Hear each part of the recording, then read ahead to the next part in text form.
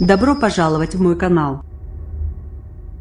C'est un président ultra informé, préoccupé et en quête d'une confiance renouvelée qui a adressé ce vendredi matin ses vœux aux armées dans un très long discours prononcé à Toulon, sur le bateau de commandement et de projection d'Xmude. Tout en rendant un hommage appuyé à l'engagement des soldats, Emmanuel Macron a voulu dire aux troupes à quel point il tenait son rôle de chef des armées à cœur. Nous avons une responsabilité exorbitante en partage, a-t-il dit, en évoquant ses rencontres hebdomadaires avec le chef d'état-major des armées et avec la ministre de la Défense, mais aussi ses discussions incessantes avec son propre chef d'état-major, l'amiral Bernard Rogel. Renouvellement de la dissuasion nucléaire dans la lignée de la revue stratégique de défense présentée en octobre par l'eurodéputé Arnaud Danjean, le président a réaffirmé la nécessité de l'autonomie stratégique de la France et de la dissuasion nucléaire dans ses deux composantes, aéroportée et navale, ce qui impose d'engager à terme des dépenses importantes pour aller vers une troisième génération de sous-marins nucléaires et pour une nouvelle version du Rafale. Sachant que la dissuasion nucléaire consomme plus de 10% du budget de l'armée, l'annonce du renouvellement des forces de la dissuasion est un choix structurant pour le reste des forces. Plus de moyens à cet égard, le président a réitéré ses promesses de campagne, en s'engageant fermement sur un objectif de dépenses de 2% du PIB en 2025. Pour y parvenir, les marches seront des 1,7 milliards d'euros de plus chaque année pour la défense jusqu'en 2022 puis de 3 milliards à partir de 2023, a-t-il précisé. Pas sûr qu'Emmanuel Macron soit encore aux manettes en 2023, mais l'engagement est pris. Plus de transparence et un échange, le président a exigé la confiance et la transparence, pour mettre une fin aux querelles entre la défense et Bercy qui ont épuisé les états-majors précédents.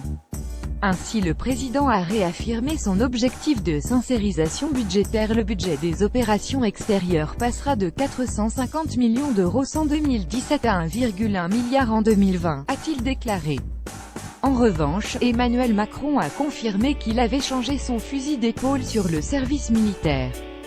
Ouvrir le chantier du service national universel. Le président évoque désormais un « service national universel » qui ne sera pas à la seule charge des armées mais qui sera financé par tous les ministères.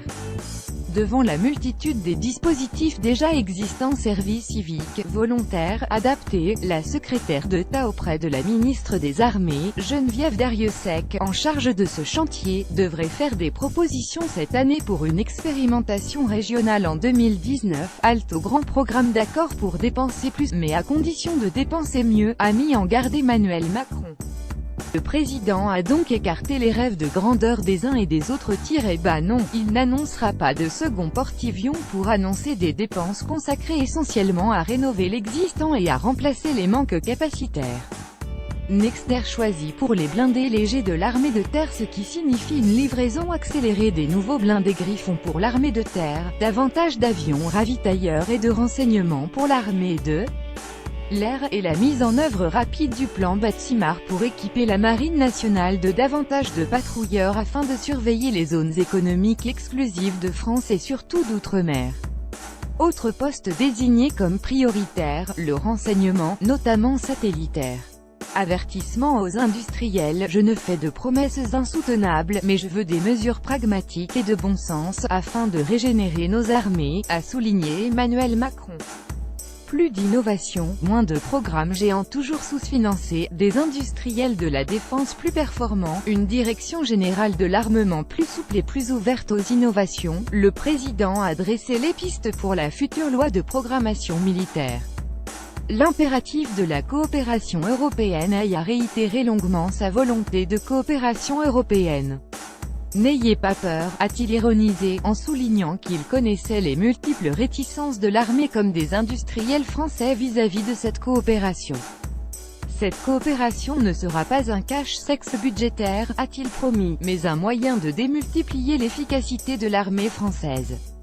L'organisation Daesh au Levant est presque entièrement défaite. Le président a ainsi confirmé sa volonté d'aller vers un futur avion de combat européen et d'œuvrer à une initiative européenne d'intervention, qui pourrait par exemple être mobilisée pour des évacuations ou des catastrophes naturelles, comme l'ouragan Irma.